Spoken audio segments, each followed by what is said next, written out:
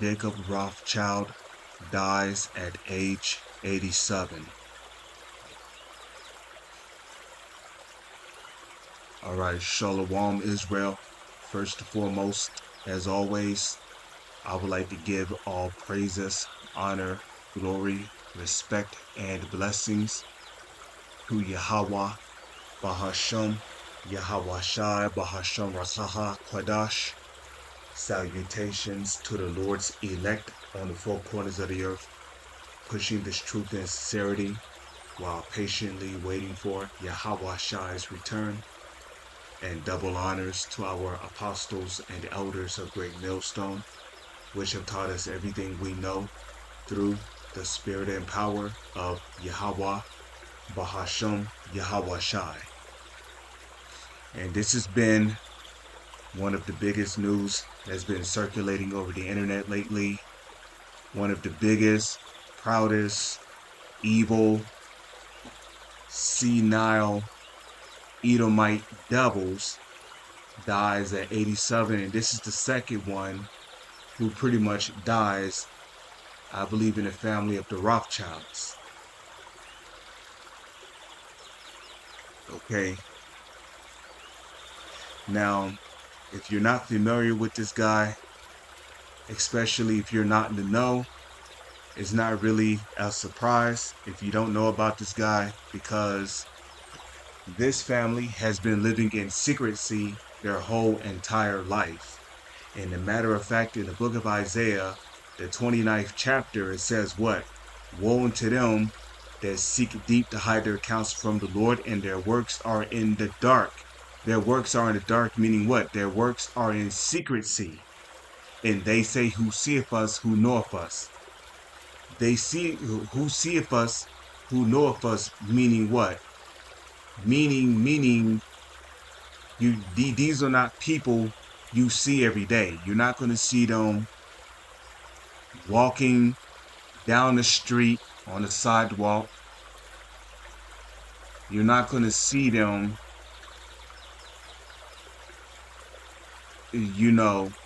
driving around. These people, for the most part, live in underground cities, underwater cities, underwater bunkers. These are people that you don't hear about that often, And not only that, but they have henchmen to carry out their biddings. Okay? They have henchmen to do their biddings. Okay? So you're not going to hear about, Jacob Rothschild, or, you're not going to hear about Evelyn Rothschild. You're not going to hear about any of the Rothschilds or Rockefellers, being the president of the United States, and they somehow, they're being held responsible for the crimes and blah, blah, blah, blah, blah, and all this other shit that's going to know. They're going to have somebody like Donald Trump get up in there. They're going to have somebody like Obama get up in there. Hillary Clinton, Bill Clinton, George Washington.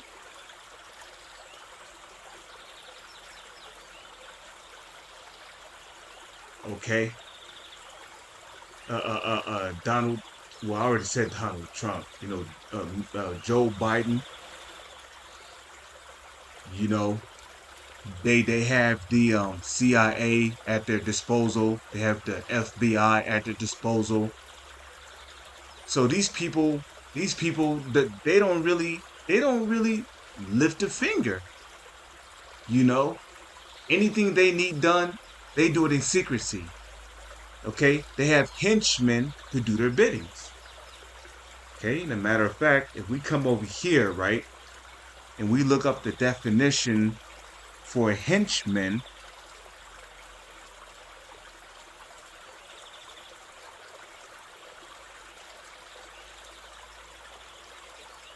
right, we look up the definition for henchman. This is what we get: a faithful follower A faithful follower or political supporter, especially one prepared to engage in crime or dishonest practices by way of service. And that's exactly what these presidents do. That's exactly what these mayors do. That's exactly what these different militaries do, especially the UN military, which is the New World Order military, which is really owned and funded by the so-called elites who call themselves Rothschilds and Rockefellers. Okay? This is what the CIA gets into. Okay? They're all faithful followers of the Rothschilds and the Rockefellers, who are the heads of the Illuminati, and they are prepared to what? Engage in crimes or dishonest practices by way of service. So that's why we say you people are a bunch of idiots for trusting the police force, because the police force don't serve you. They serve the so-called elites. Okay, the police force is really a crime organization. The UN Army, a crime organization. They're prepared to engage in crime by the way of service. Same thing with the CIA. Who you think is responsible for setting up all these agent provocateur groups like Al Qaeda, the Sunnis, the jihadists? Come on, man. The CIA is responsible for that. But whose idea was it to set up these organizations, the so-called elites?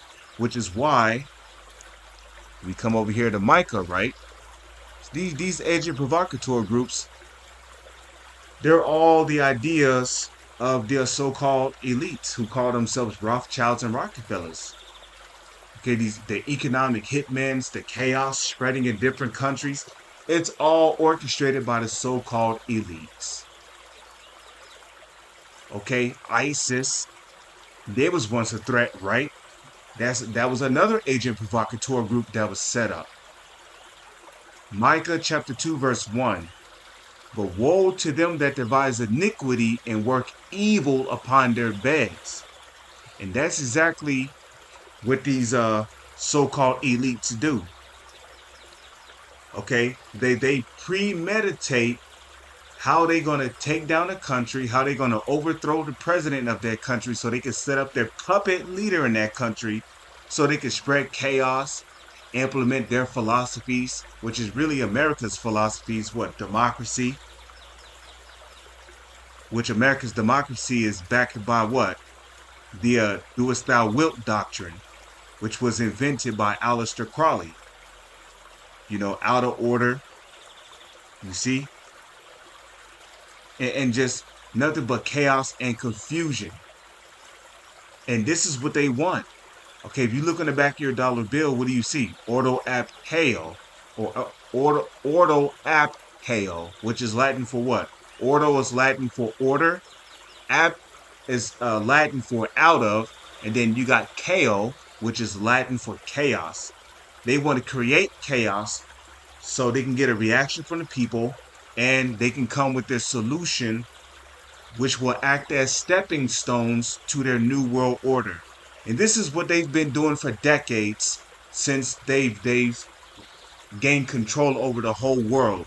They've been spreading chaos, confusion, madness. Because that's what these bastards do. When the morning is light, they practice it. And what are some of the examples of how they practice it?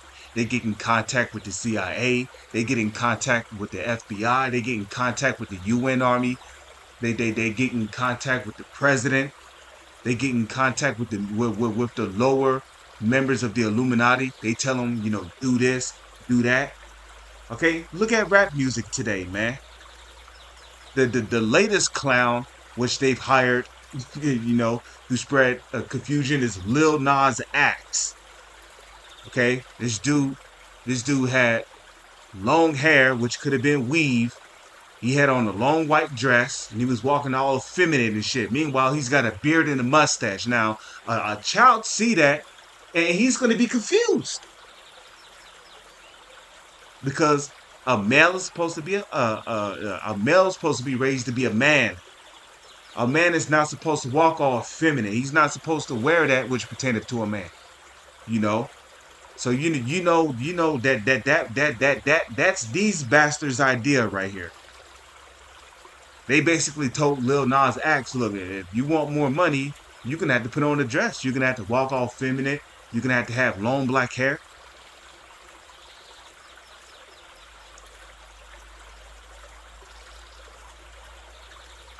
Okay, you see what I mean? You know, if they want to overthrow a puppet president, they get in contact with the CIA. If they want to spread chaos in another country, they get in contact with the CIA. If there's something they want, such as lithium, if there's like gemstones or gold, they command the president to send the U.S. Army over there to basically police, patrol, and ultimately overthrow basically to plunge that country into chaos. They'll send in economic hitmans via the CIA. That's what these people have been doing for decades, okay? So there's a reason why the Holy Scriptures call people like this the wicked.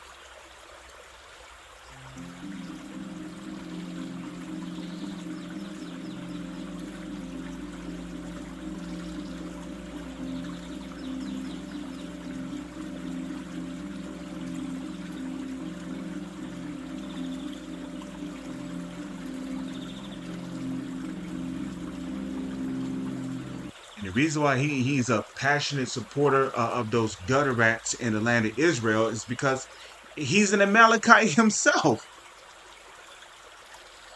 okay?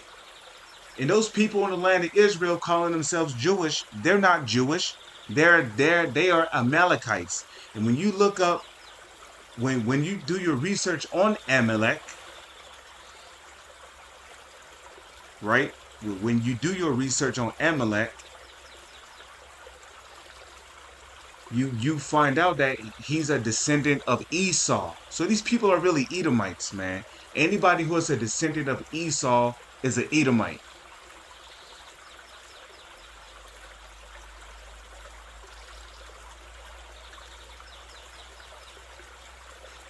Okay?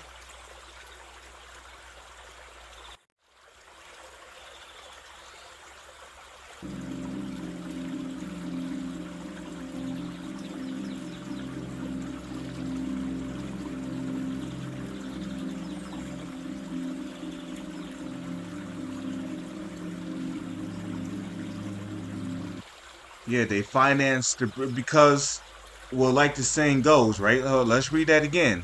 All wars are bankers' wars. That's just like that whole war that happened between the U.S. Army and those people in Afghanistan and Iraq. Okay, that was all a war on foreign relations, which makes it what a bankers' war. So yeah, of course they was financed. They were the ones who financed World War I and World War II. And they did it for what? For the sake of profits, for the sake of getting money. Okay. And the matter of fact, there's a saying amongst the so-called elites. When there's war in the streets, when there's blood in the streets, then there's money. Or roughly paraphrasing.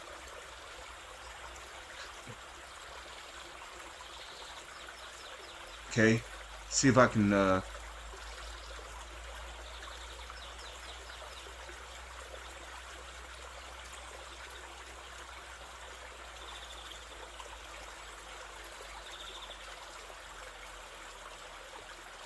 see see bankers quote when when when blood runs in I forgot the exact saying. When blood when blood runs in the streets.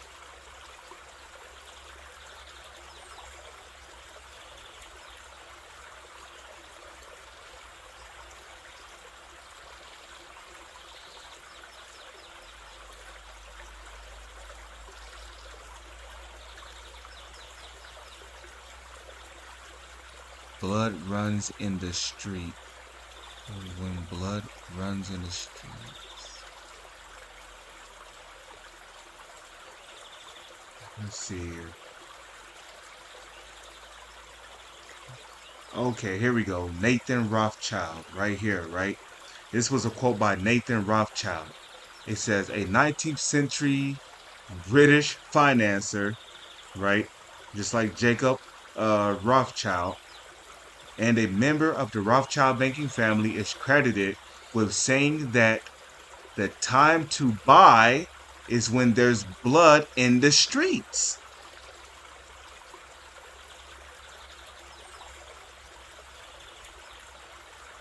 Okay? So you better best believe if it involves bloodshed, they're making money off of it. So 9/11 could have been a money making scheme outside of, hunting down Osama bin Laden, who basically turned on the CIA and was going to expose to the world the corruption of the U.S. government, which is the real reason why they were looking for him. Osama bin Laden was not the real terrorist, and he was not the leader behind the 9/11 attacks.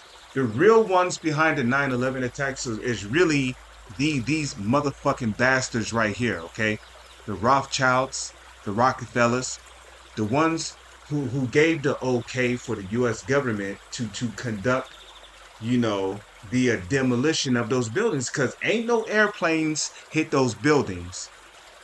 Hey, those airplanes were CGI. Ain't no airplanes gonna make some buildings go down in a demolition fashion. You better best believe if airplanes had hit those buildings would have still been standing, but the top infrastructure of the building would have been heavily damaged.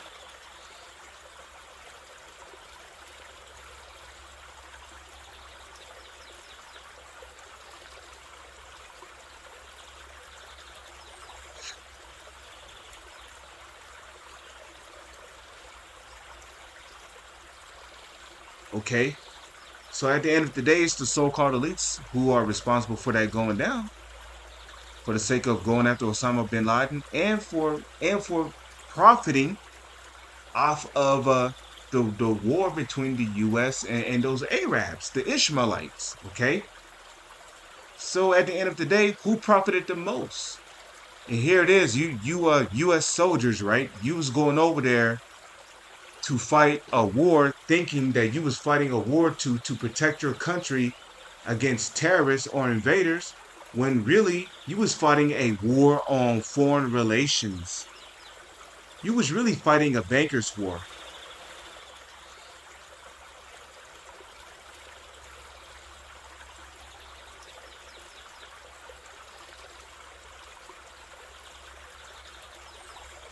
You understand?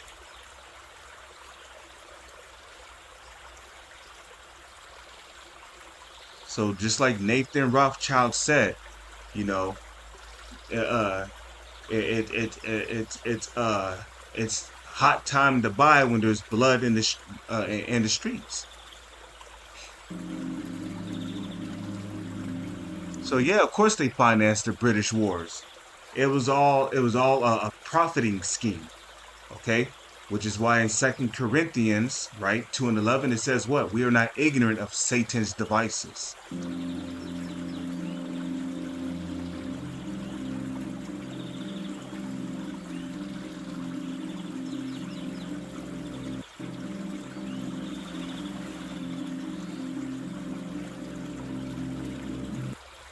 The Balfour Declaration in 1917. Okay, and we can look into that real quick. Okay, What was the Balfour Declaration? What was the Balfour Declaration and why did it upset many? The Balfour Declaration was a public statement issued by the British government in 1970 during the First World War. Oh, there you go. That proves that the Rothschilds financed the First World War. Okay, okay. During the First World War, announcing its support for the establishment of a national home for a national home for the J people in Palestine, then an Ottoman region with a small minority J people population. Okay, so the Balfour Declaration is basically all about you know them small hats getting ready to settle into the land of Israel. It was basically setting them up to basically colonize the land of Israel, which is really our land. This was the setup to it.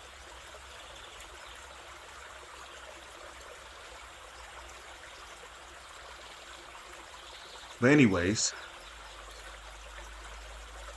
continue playing this.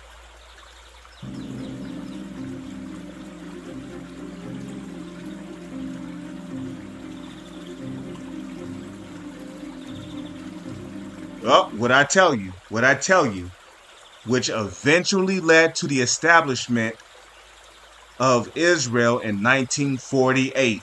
That's why we call these motherfuckers 1948ers. Okay, small hats. But it all started with the Balfour Declaration, which was passed by one of Jacob Rothschild's ancestors. Can you believe that shit? And that's why them rats are in our land today.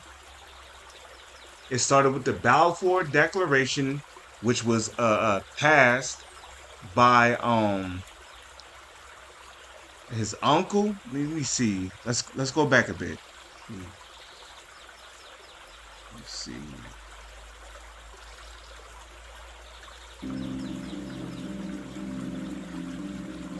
Walter. So it was Walter Rothschild who received the controversial Balfour Declaration. Though, so it was Walter Rothschild. Okay, he was the one who received the controversial Balfour Declaration, which led to the establishment of the Gutterats in the land of Israel in 1948.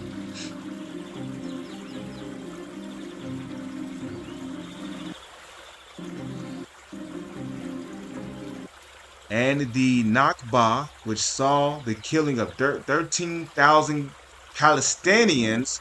And you see, this proves that there has always been war between the Palestinians and those rats in the land of Israel. Okay?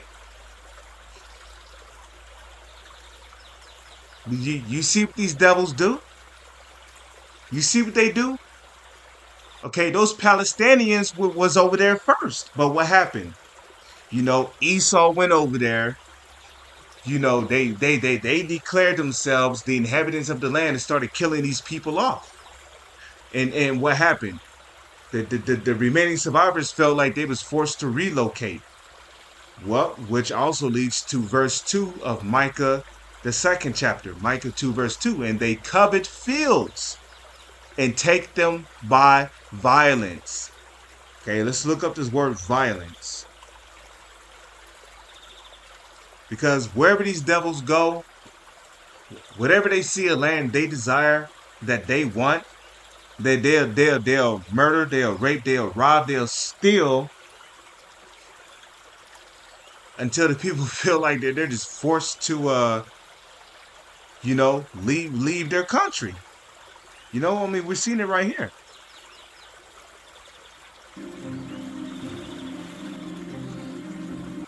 And the forced expulsion of more than 750,000 from their homes. The forced expulsion of more than 750,000 from their home. They forced them to leave that land. And that's not even their land. Palace, you know? And now you see why there has always been war between the Palestinians and those rats in the land of Israel. So right here, right, we have the Hebrew word for violence. And what do we see right here? We have gazal. Okay, gazal.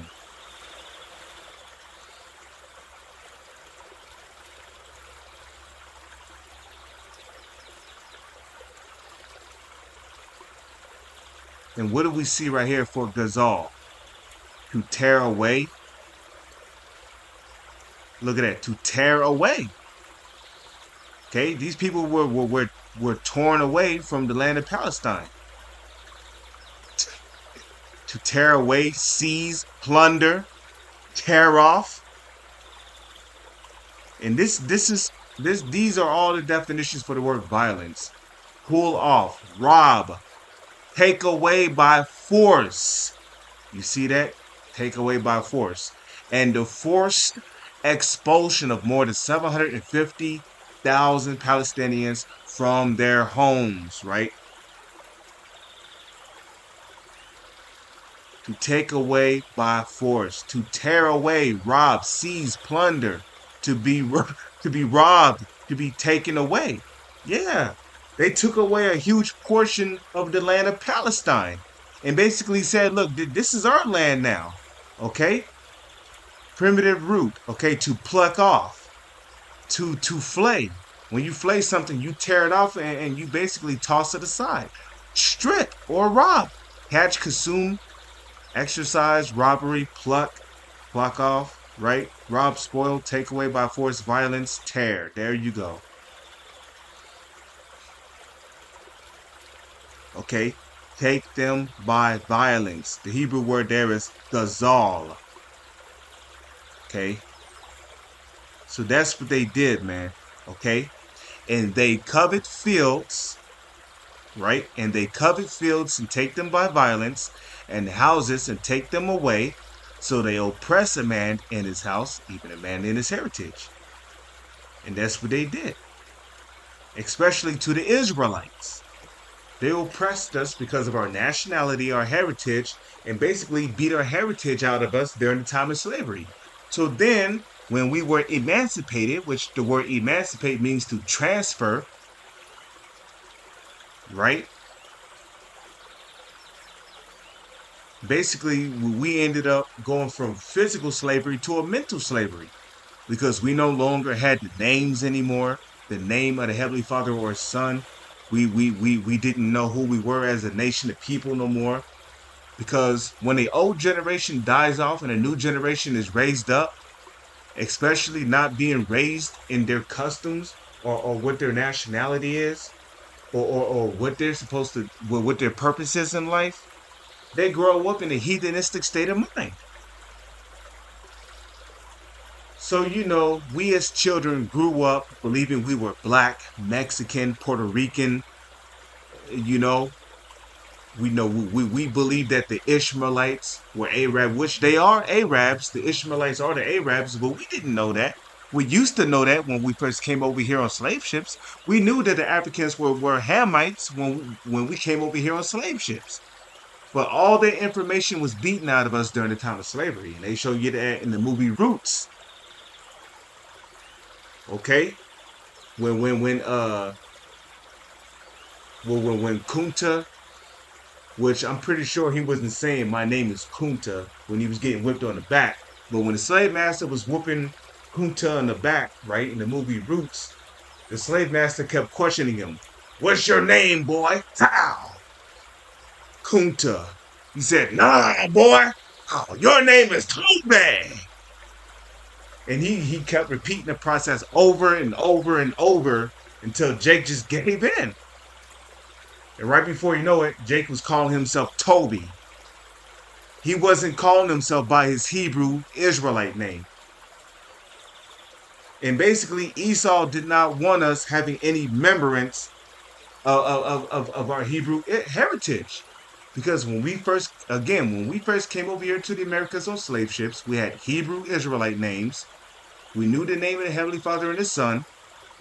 Okay, we knew about the chariots. The proof of that was when we was out in the slave fields. Well, what were we singing? Swing low, sweet chariot. You know, coming forth to carry me home. Roughly paraphrasing.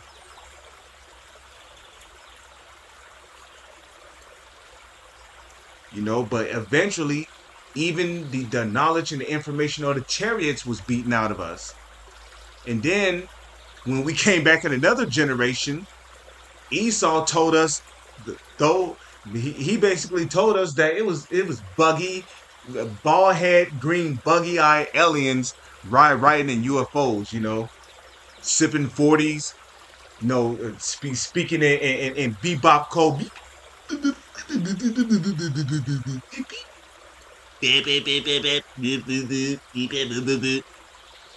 Big black eyes and shit. Weird fucking nose. Skinny as hell, pot belly. This is what we were told coming back in this generation. We were also told that we were a bunch of niggas, spicks. We were African American, we're black, we're Mexican, we're Dominicans, we're Guatemalans. We were told everything except the truth. And who's ultimately responsible for that? Who financed the slave trade? Who financed us to go into slavery? Who profited the most from the blood, sweat, and tears of the Israelites, which are the so-called Negro, Latino, and Native Indians that went into slavery? The Rothschilds and the Rockefellers did. And don't get me wrong, you had other Edomites who was not on the same level as the Rothschilds or Rockefellers who profited off of our slavery. And you got a lot of them living in Beverly Hills, a lot of them living in some of the most rich and wealthiest neighborhoods. They're still living off of the wealth that they've garnered from our slavery. But the ones who profited the most from our slavery are the Rothschilds and the Rockefellers.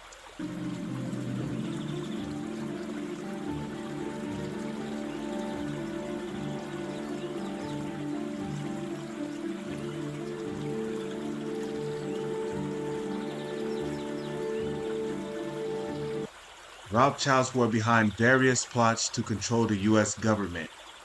Well, there you go. I told you. Look, I told you. Everybody that operates behind the U.S. government are no more than henchmen who basically live to faithfully serve the Rothschild and the Rockefeller family. Even if it's through criminal or dishonest practices, to show their services to the Rothschilds and the Rockefellers, who are the heads of the Illuminati. Rothschilds controlling the climate to create natural disasters they can pay for to own the cities. Right? And one thing that comes to your mind is what? Maui, Chile. Okay, they set those two places on fire, and what's happening now? Those cities are being rebuilt so they can claim ownership over those particular areas. These people are a bunch of fucking devils, man. This portrays the Rothschilds as puppet masters who engineered the American Civil War. You see that? They engineered the Civil War and hired Charles Darwin to invent the theory of evolution so they could promote a godless one world government. Yeah. If you know anything about Charles Darwin, he was an Amalekite who was a weirdo. This dude was into studying barnacle dicks. Just It's just all manner of weird shit. He was also into uh you know, he was also into evolution. And then matter of fact, I believe it was Charles Darwin who came up with the theory that people came from monkeys and shit,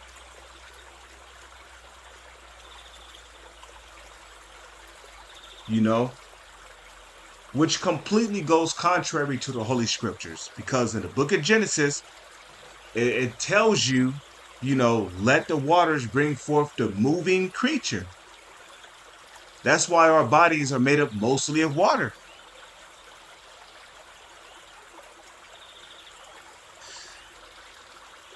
But yeah, they want everybody to believe that, we evolved from because evolve is that comes from the word evolution. Evolution and evolve they go hand in hand with each other, okay? Which is completely bullshit, okay? Evolution, you know, I forgot who came up with the Big Bang theory, but that's way off. Ain't no way in hell an explosion is going to create a moon perfectly round. How the fuck is an explosion going to create a burning sun? And let's just to say if there was a Big Bang, who created the Big Bang? It didn't just come out of nowhere. Some entity had caused the explosion, right? And I've never in my life, right?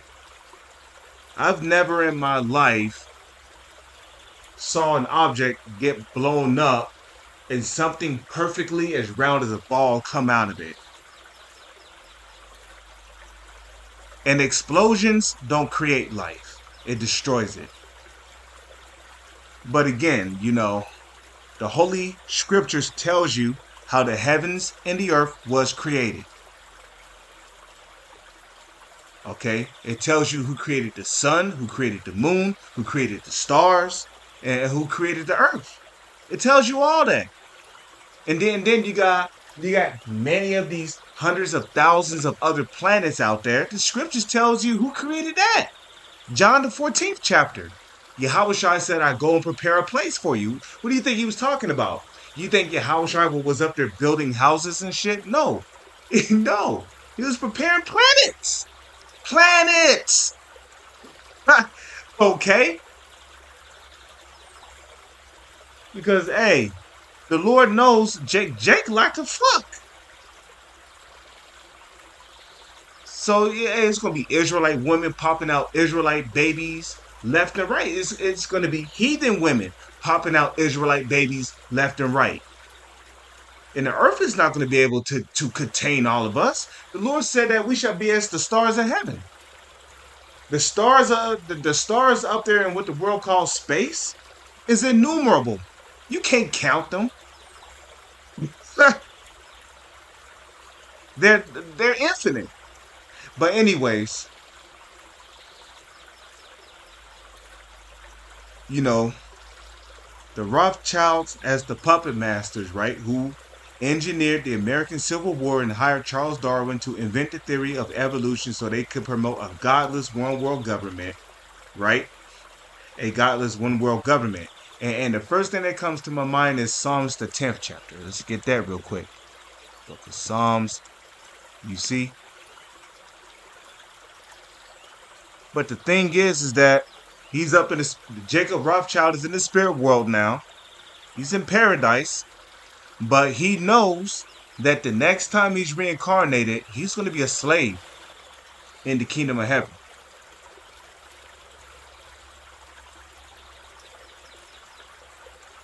He knows he's going to be a slave in the kingdom of heaven. Okay, so let's get to the point here, right?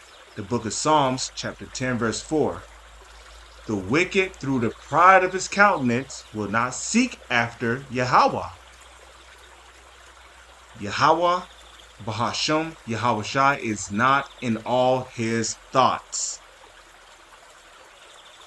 Okay? These devils are not thinking about the Most High, okay? They're not thinking about Yahweh or his son Yahweh Shai. It says, his ways are always grievous, thy judgments are far out of his sight. And where can the Lord's judgments be found at? In the Holy Scriptures. As for all his enemies, he puffeth at them. He have said in his heart, which the word heart goes back to the Hebrew word lav, which means your mind, I shall not be moved, for I shall never be in adversity, you know? And that's basically the attitude that all these Rothschilds and Rockefellers had. Their attitude is, well, shoot, we ain't gonna never see trouble, you know? And that's why the scriptures say they're not in trouble as other men. Okay. But let's get back to reading this. Okay. So it says he engineered Civil War and hired Charles Darwin to invent the theory of evolution so they could promote a godless one world government. They now supposedly control 80% of global wealth and run sperm banks to expand their bloodline. These people are out of their fucking mind.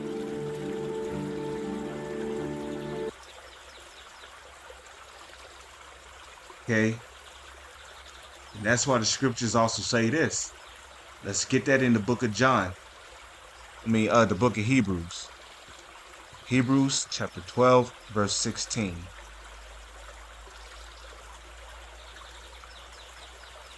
Hebrews 12, verse 16. Lest there be any fornicator or profane person as Esau, who for one morsel of meat sold his birthright.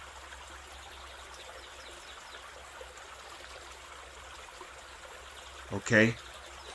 Lest there be any fornicator or profane person as Esau, who for one morsel of meat sold his birthright. Okay? That's what these devils do.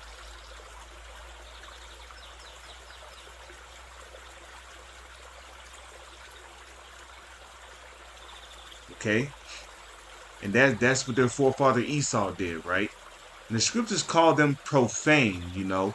You're running sperm banks over here. That's profanity. Which profanity, I believe, which goes back to the Latin profanitem. Matter of fact, let's fact check that. Okay. Matter of fact, let's go to etymology, etym online, which means the study of the truth of words. Let's type in profane. Okay. Desecrate, treat holy things with irreverence. That's what they do. Profaner. Okay. In direct Latin, profanare. Okay. To desecrate, render unholy, violate. From profanus. Unholy, not consecrated. See profane adjective. Let's check this out. So it's not profane. It's not profanum. It's profanary.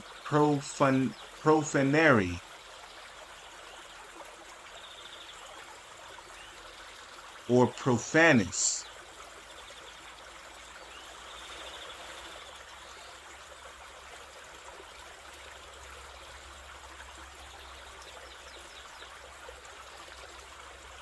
And then that's what true profanity is, you know. You got people who think profanity is when you say a bad word. That's not profanity.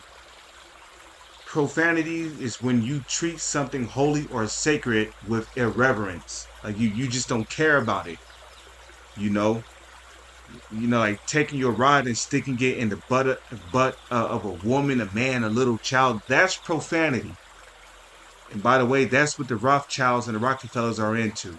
They're into pedophilia. They're into bestiality. They're into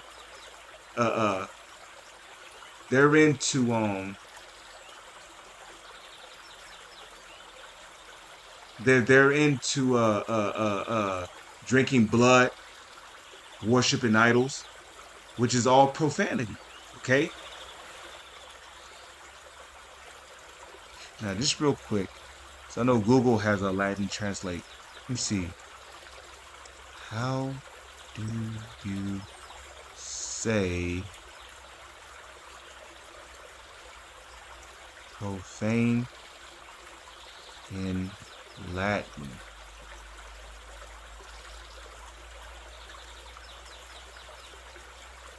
Yep, see, they even have it right here. And what do you see right here? What do you see right here for the definition of profane? Profanus, unholy, secular, worldly. Hey, well, if you're a worldly person, you're profane, which profane also means outside the temple. Godless, impious. So that describes Esau to a T. So lest Hebrews 12 and 16, lest there be any fornicator or profane person as Esau, who for one morsel of meat sold his birthright. For ye know how that afterward, when he would have inherited the blessing, he was rejected. For he found no place of repentance, though he sought it carefully with tears. So these devils know they're going into slavery, especially the ones who's died already. You know, Most High, not the Most High, but Yahweh Shai, because like Yahweh Shai said, all power and judgment has been given to him, right? Yahweh Shai basically told Mr. Jacob Rothchild here that look, you know, your kingdom is going to be destroyed. The next time you're reincarnated, you're going to be reincarnated in chains and shackles in a pit somewhere. Okay, you're gonna come back through one of your grandchildren or great grandchildren, and you're gonna be a slave. And the same goes for all you Rockefellers. And I'm gonna get the scripture on that.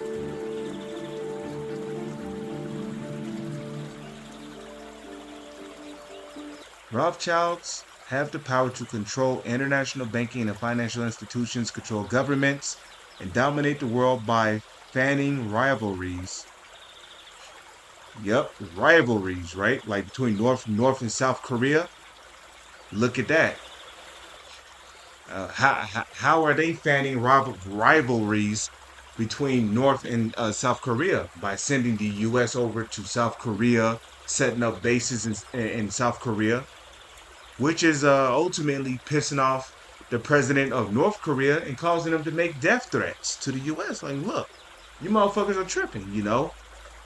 They're also fanning rivalries by sending U.S. Navy destroyers over to artificial islands of China.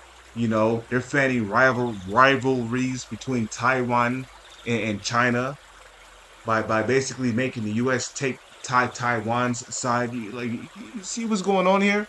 Okay, the rivalries that's going on between Ukraine and Russia. Who's instigating in that? The U.S. But who's responsible for that? The Rothschilds. These damn devils. And the Rockefellers probably got a hand in it too. Okay? Fanning rivalries and even orchestrating wars to suit their own ends. There you go.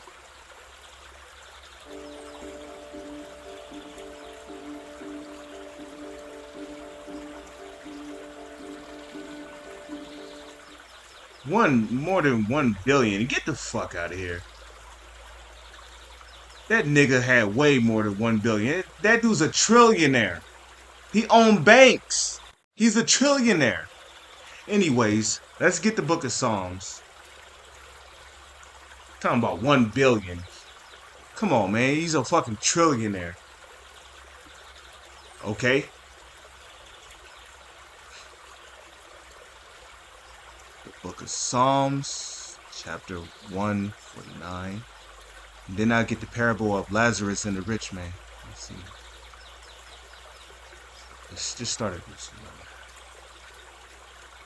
The book of Psalms, chapter 149, verse 1.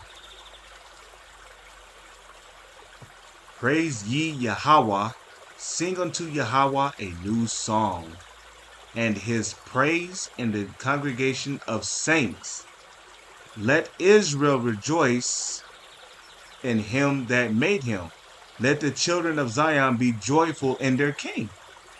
Right, because the reason why we're going to be rejoicing, we're going to be joyful, is because we're going to be set back up in rulership in the kingdom of heaven. You know, in the kingdom of heaven, the Israelites, which are the so-called Negro, Latino, and Native Indians, we're going to be the next kings and high priests to rule under Malak Chazadak, which is Yahushai. Okay?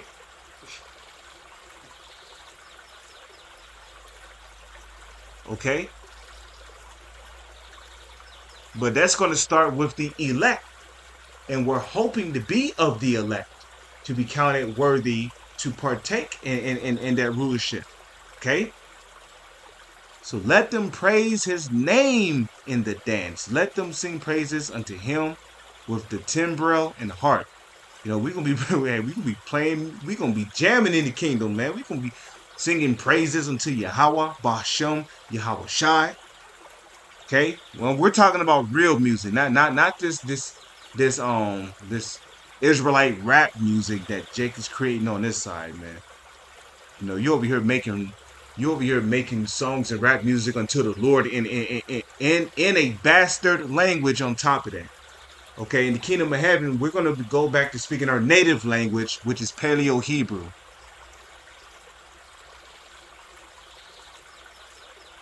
For Yahweh taketh pleasure in his people. He will beautify the meek with salvation.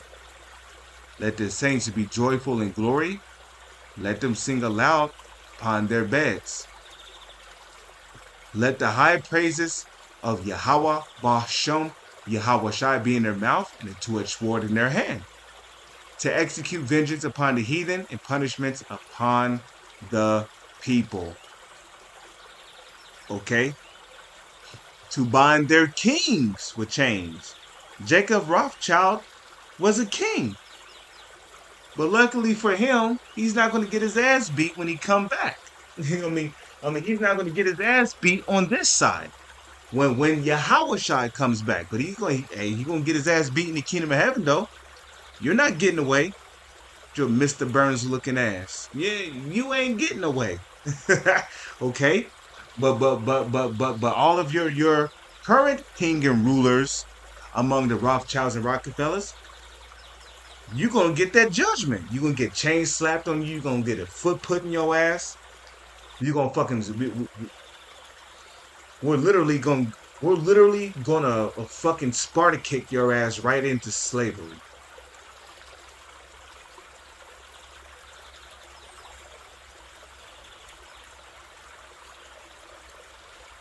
Okay. And their nobles with fetters of iron. That also includes the kings and rulers of these other nations amongst you heathens. Don't think you getting off either, okay? Y'all asses are going into slavery as well. To execute upon them the judgment written, his honor have all his saints. Praise ye the Lord. And where is the judgment written? Ezekiel, the 25th chapter, I believe. Let's get the judgment written.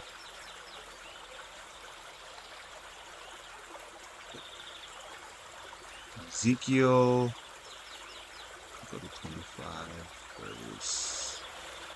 I don't know the exact verse. Okay, so this is the judgment concerning Edom.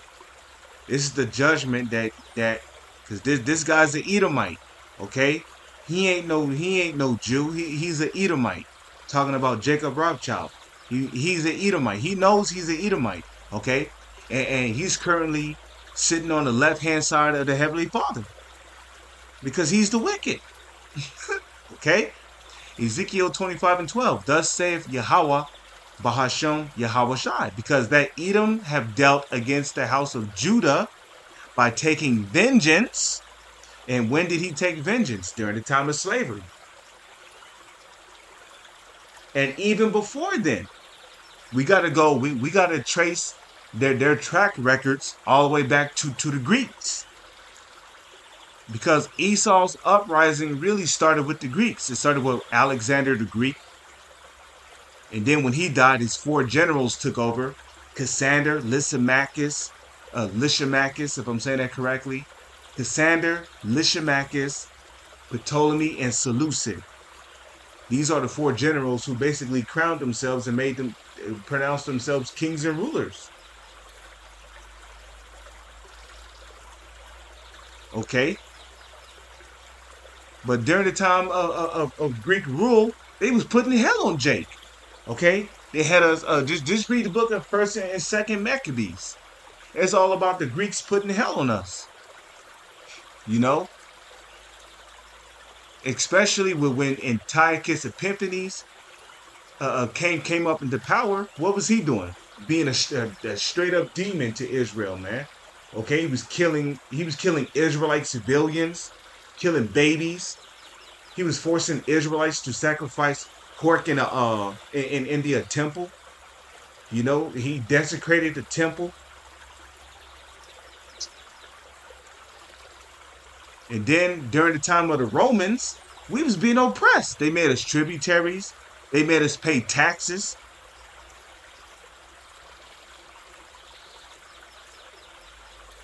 You know, and then during the time of Nero, he burnt down Rome, and what? He put the blame on the Israelites who were believers in Yahweh and caused many of them to be put to death. Okay? It says, and have greatly offended and revenged himself upon them. And then what? After we ruled, during the dark ages, after we were taken down, we were put into slavery, and they really overdid it. Derby's dose. Look that up. Okay. They did something called Derby's dose, where they would have another slave defecate into the mouth of another slave. And then they'll strap a device to his head so he couldn't just gag and throw up what was in his mouth. So they would have him gag for hours, stomach in agony, chest in agony, forced to breathe out of his nose only, eyes watery, all because of what? Derby was hungry, and basically he went to go eat some sugar canes, which he was picking, and the slave master was not happy with it. Okay, African Dodger, where they would have a Israelite man stick his head out of the curtains, and then people would throw baseballs at him to see who would be the first ones to hit him in the face. Yeah, African Dodger. Okay, they would have some of us dress up like coons and dance for entertainment. Have us dress up like freaks. Jake was completely beaten and broken down, man. The so-called North American Indians, they killed them off with scarlatina, typhus, typhoid, chickenpox, smallpox, tuberculosis. Okay, they would rip the babies out of the pregnant women of the North American Indian women, smash them against trees, the ground, stones. Okay, they would test their strength to see who could rip a Israelite baby in half. So yeah, the Northern Kingdom got it too. Okay, they had the so-called Native Indians running through the wilderness butt naked, while these Edomites, who called themselves musketeers, would literally ride on horseback, hunt down the natives running through the wilderness, and literally eat. They would either stab them. They had the children running naked too, remind you. Children, both male and female, running through, and these were Israelite children, so-called Native Indian and Latino children, running through the wilderness naked, so they could hunt them down and kill them. Rather if it's through stabbing them with the musket or shooting them with the musket gun. They would throw some of the Latinos down into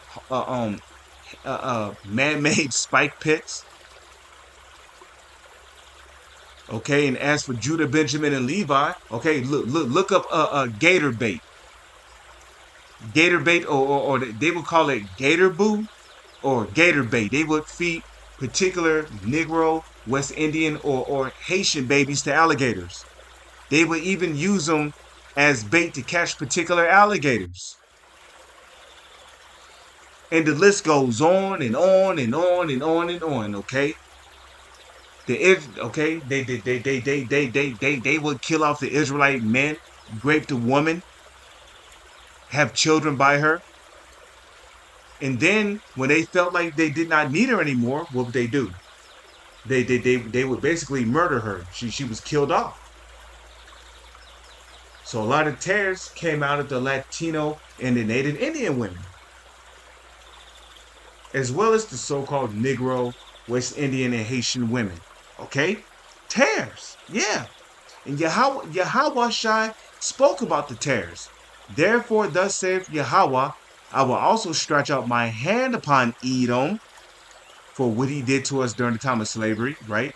Numbers 35, verse 33. So the land cannot be cleansed by the blood that is shed therein, but by the blood of him that shed it. Okay? And will cut off man and beast from it. And I will make it desolate from T-man. And they of Dedan shall fall by the sword. There you go. And I will lay my vengeance upon Edom by the hand of my people Israel. When is that going to happen? Well, this is really going to take place in the kingdom of heaven. So yeah, this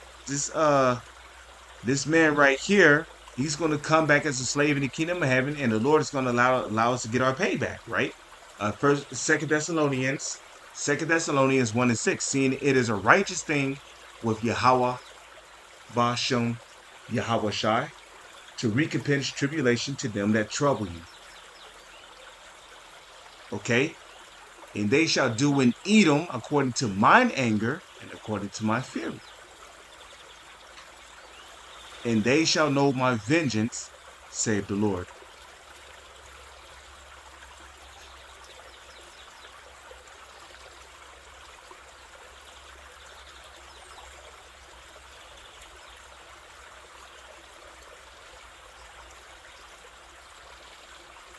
And they shall know my vengeance, save the Lord.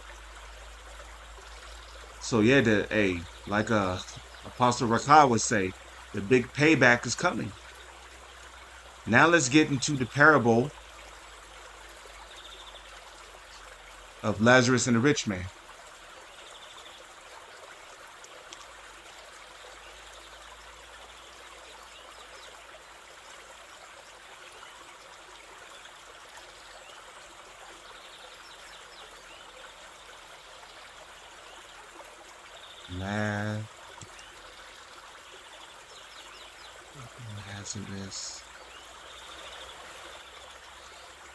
Lazarus and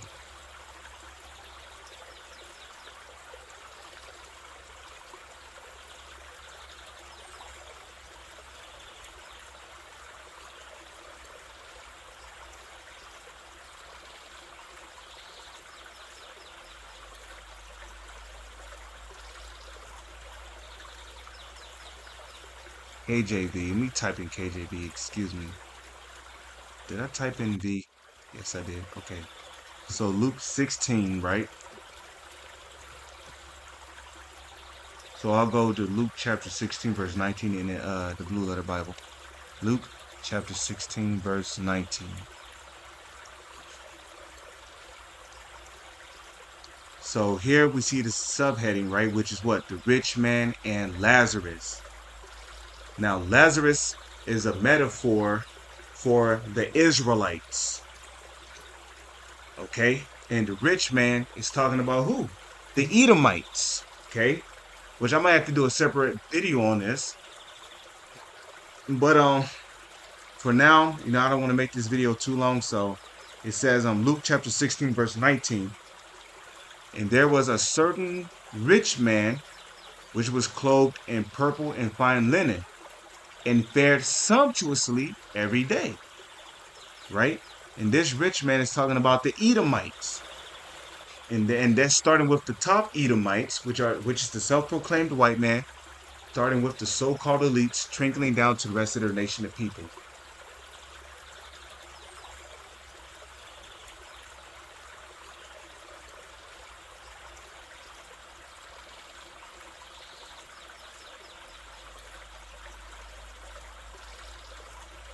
Okay? And fared sumptuously. Let's look up the word sumptuously. Edification.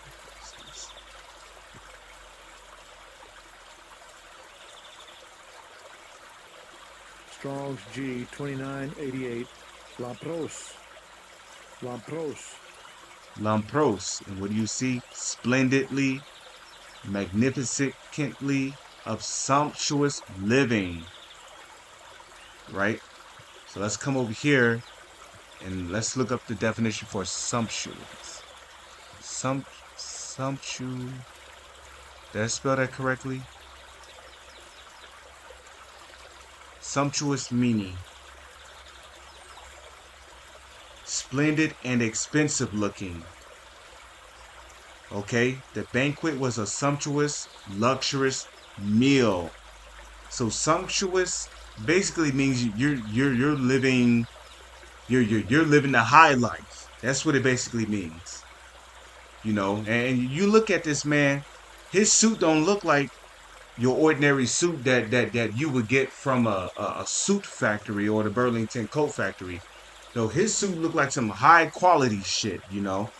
His tie, his shirt, everything on him looks expensive, right? So he fared sumptuously, lavish. You know, that word also came to mind. You know, they live a lavish lifestyle, grand, extravagant, lush, palatial, pricely, rich, costly, expensive, impressive, plush, swanky, swish. Come on, man. Gorgeous. Need I say more? So the Rothschilds and the Rockefellers, they fare sumptuously. There you go. That's the rich man, which is biblical prophecy that took place. Okay? And there was a certain beggar named Lazarus. Now, the beggar is talking about us. We are the beggar.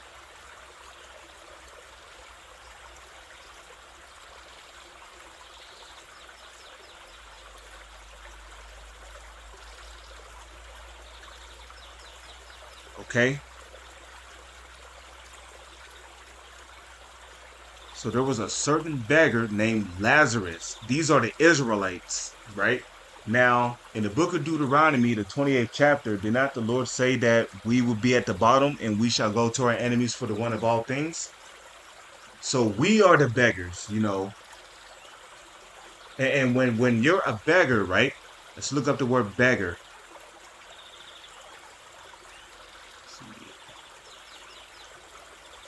Beggar definition. Okay, so a beggar, a person, typically a homeless one, who lives by asking for money or food, right? And that's pretty much who do we go to buy our food? Who do we go to make money?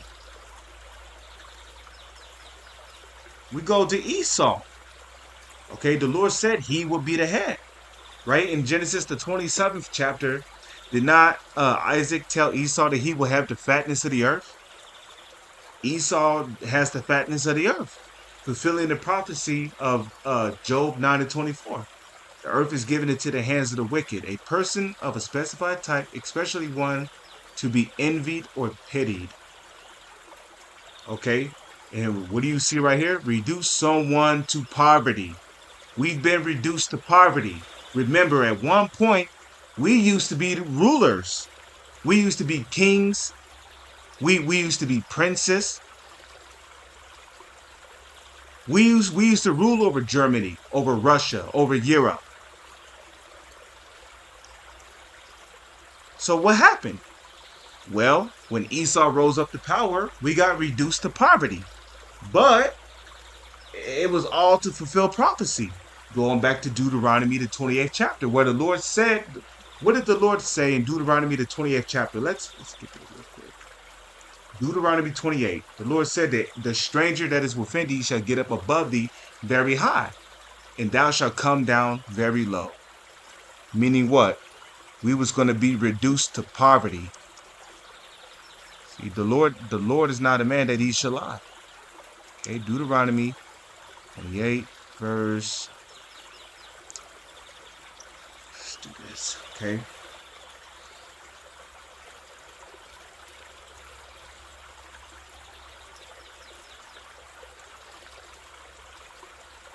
Here we go. Okay. Deuteronomy 28, verse 43. The stranger that is within thee shall get up above thee very high. And you see it. You see it when you look at these so-called elites. You can see they are in a very high position. They're the most richest, the most wealthiest people on the planet. They have we read earlier in this video how they have what 80% of the world's global resources and wealth. So them and the Rothschilds have came up very high. They didn't come up high, they came up very high. And thou shalt come down very low. We are in a very low condition. And all you got to do is go outside and walk around. You'll see our people talking to themselves. They stink. They got nappy hair.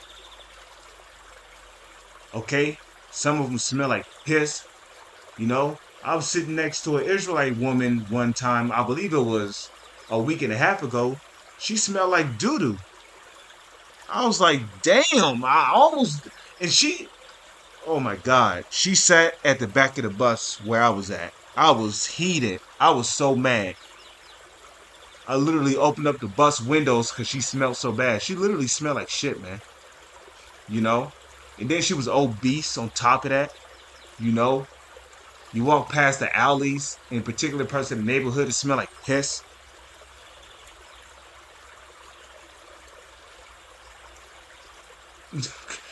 You know? Smell like piss. You know? You see random turds sitting on the ground because somebody don't shit it in the corner somewhere. You know?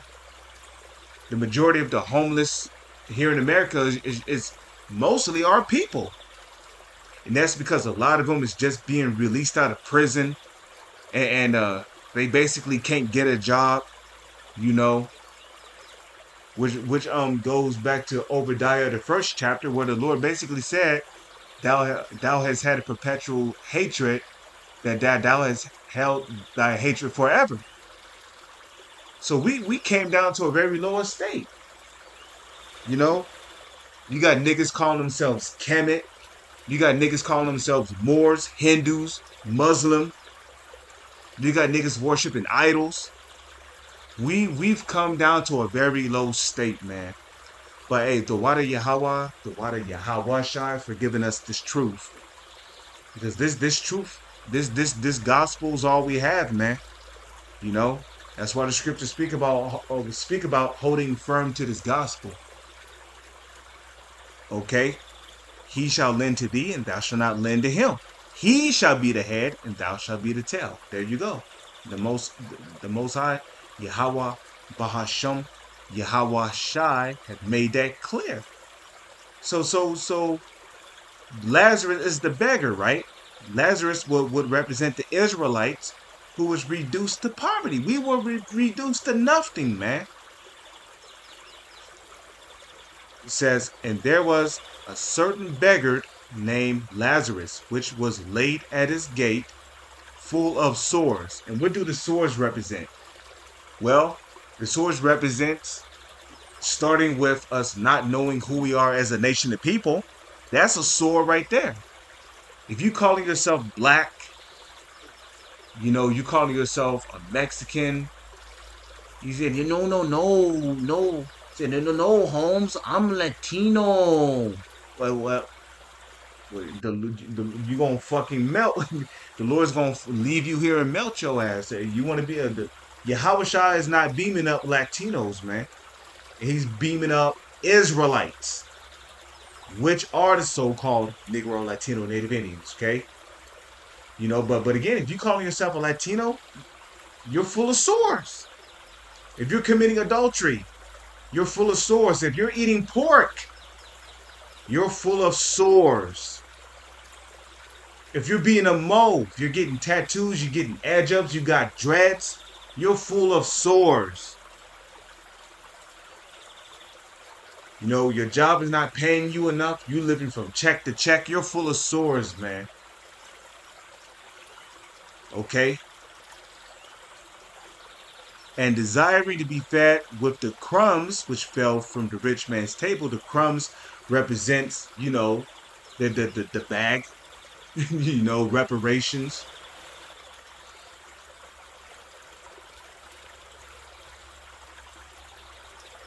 You see?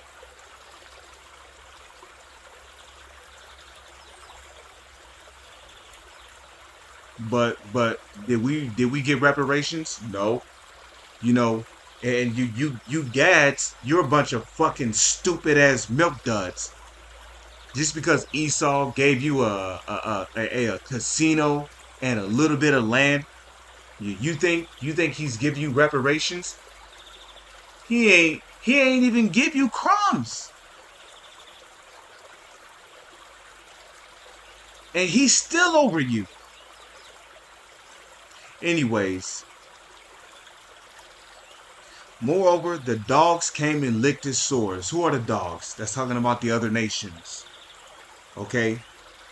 You got Ishmaelites who come over into our neighborhoods. They set up shops and then they sell us their merchandise or their foods or whatever for unreasonable prices.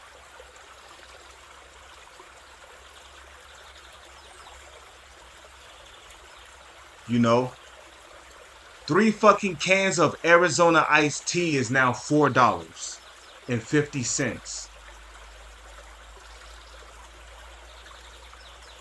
You know, they'll sell you a loaf of bread for $2 fucking. You know, me and me and Jamal, one time when we went to go hoop at the basketball court, they tried to charge them $2 for a tall, skinny ass bottle of Smart Water. And a bottle like that should really be what, 50, 60 cents? But nah, they want to charge you $2 for it. You got Elam who come over here. They sell you wine. They'll sell you watered down rum. They sell you cheap ass wine, watered down liquor. And then when you go to pay for it, let it be $20, my friend. Now I'm not your motherfucking friend, you damn dothead. Fuck you. And then you got the Chinese and the Japanese. They come over here and set up their little Chinese hut. Okay, they'll sell you cat and dog meat under the pretense of it being chicken. This is all chicken and rice. It's chicken and rice. Nah, that ain't chicken and rice. That's cat and rice. That's dog and egg roll. You know,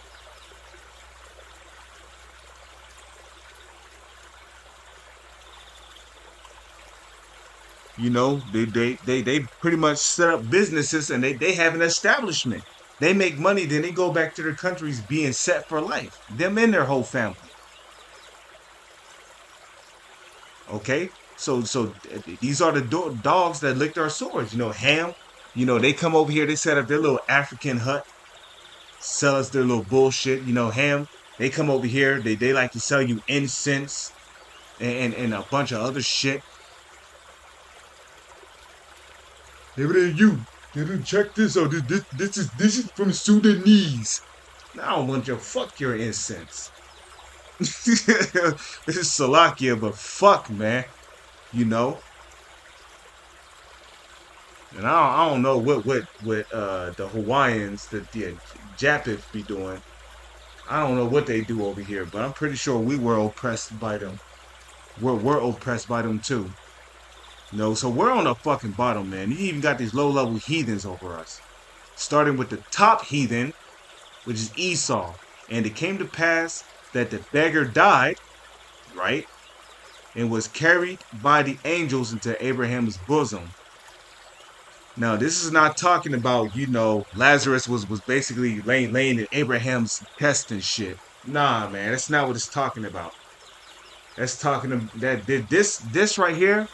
When it says was carried by the angels into Abraham's bosom, this is talking about the kingdom of heaven. Okay, the beggar died, right, and was carried by the angels into Abraham's bosom. There's a transition of power going on here. The wicked is going down, and the righteous is rising up. The rich man also died and was buried, meaning what? The rich man was taken out of power. And then comes what? A righteous establishment. And in hell, now is this talking about a place where you burn forever? No, because there's no such place as hell where you burn forever. Okay? It says, and in hell, he lifted up his eyes, being in torment. Okay, now remember, hell can be a condition, it can be the grave. Okay? But we know that it's not talking about some place where you burn forever. How the fuck do you burn a spirit? When you die, your spirit leaves your body and go back to the Heavenly Father. You can't burn a fucking spirit, man. Okay, spirit is pure energy. But anyways, and he lifted up, and so in the kingdom of heaven, we're going to be putting hell on these Edomites and heathens. Okay, so that's what it means by in hell. In the hell is really talking about the kingdom of heaven, because this is where the Edomites are going to be suffering at. When you're suffering, you're going through hell. But like you might talk to Jake, you might talk to one of your friends in the world who might be a Jake, and you might, what's going on with you, bro? You're like, bruh, I'm going through it right now, man. My woman being a demon and blah, blah, blah, blah. My boss chewed me out. He cut my hours. I ain't gonna have enough money to pay my fucking rent. I don't know what they're gonna do concerning my utilities. And, you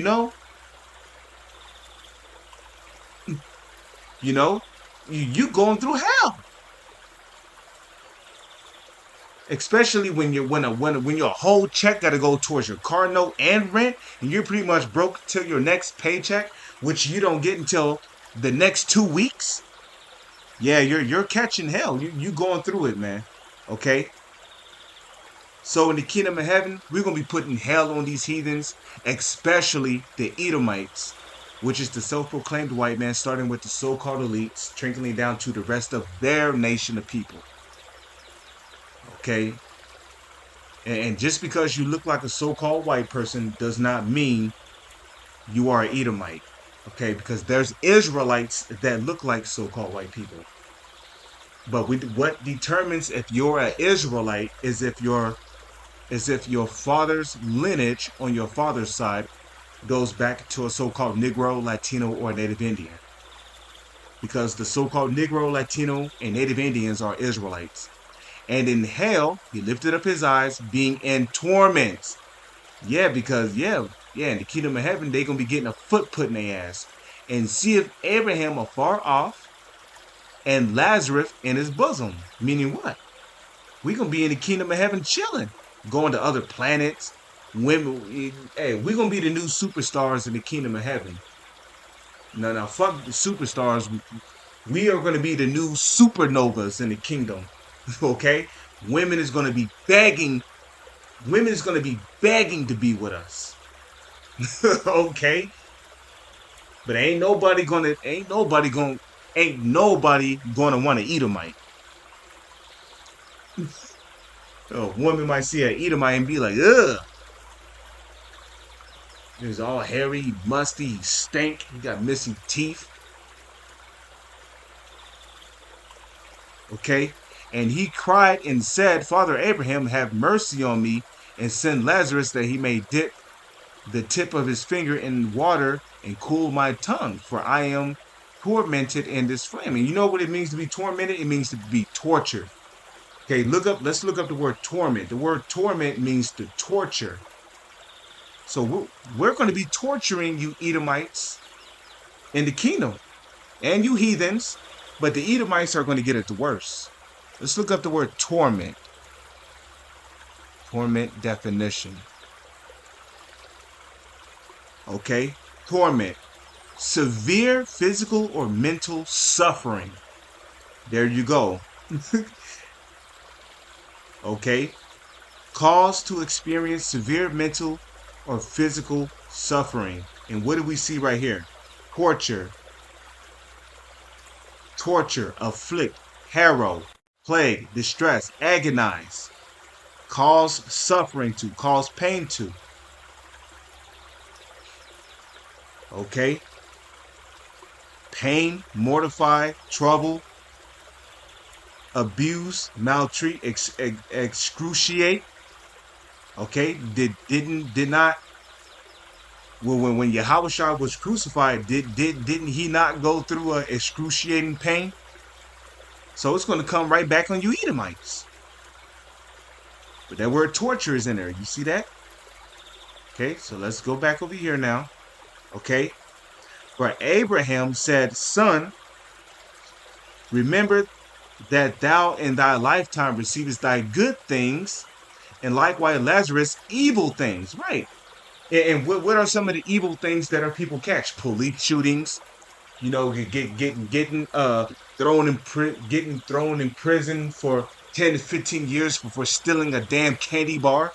Okay, being falsely accused of something they did not do, and being thrown in prison for it. Okay, making Jake eat doo-doo, take it up the butt, and do all kind of foul shit just to get the bag. Okay, you know, all the lynchings. We can't forget about slavery. We can't forget about what the Greeks did to us and the Romans, the conquistadors, the Spaniards. We can't forget about what they did to us, right? But now he is comforted. Why? Because at that point, we're going to be in the kingdom. And thou art tormented. Mean what? They're going to be going through mental and physical suffering. And there ain't going to be nothing they can do about it. So I pray and hope that this video was edifying through the spirit and power of Yahweh, Bahasham, Yahweh Shai. With that, I'm going to say Shalom. Is on to the next one.